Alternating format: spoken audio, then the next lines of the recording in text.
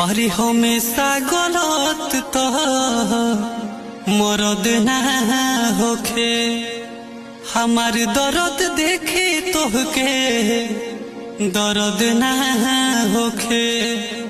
बाढ़ आई जिंदगी में बरसात से लागत रहे, तू छोड़ देबू हमके तहरा बातें से लागत रहे।